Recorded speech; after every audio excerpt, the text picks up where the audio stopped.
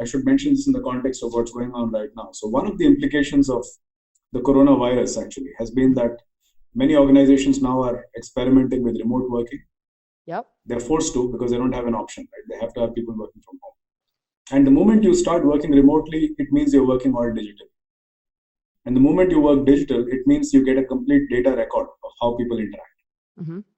So a lot of these workflows and informal conversations, which would not have left any record, now leave a record.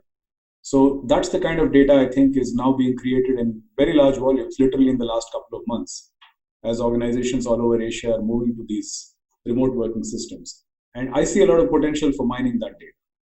Oh, that would be really interesting to see the research after this has ended, because I imagine that it, unfortunately, it will take a few months to get it over with. So you will have quite a wealth of data. It is a real change, I think, in the way organizations work. Yeah. And I think this is the way everything is moving, right? And this is the way, or I live in Amsterdam, working from home, working remotely, working with gig workers, working with contractors and freelancers. It's kind of the norm here, right? Or it's getting more and more to be the norm. What's your feeling about this? Because you're working again with different types of organizations in different parts of the world.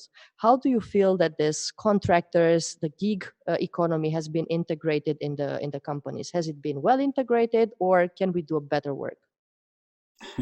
So I think most companies, to the extent they are involved in that side of the economy, they compartmentalize it. So they have kind of the old part of the company, which functions more or less the traditional way. And then they have some parts which interact either through part-timers, through remote contractors. Some more adventurous forms could be something like using Kaggle for crowdsourcing or Innocentive for innovation contests. But they don't fundamentally alter the way the guts of the company work. So it's fairly compartmentalized. I think what shocks like the coronavirus do is kind of force it on the rest of the organization, right? And I think the interesting opportunity here is to learn from these different pockets that you were already engaged with, but in a very compartmentalized way, to try and bring some of that insight back into the core of the company. So if your contractor can work sitting at home, right, why can't your employee?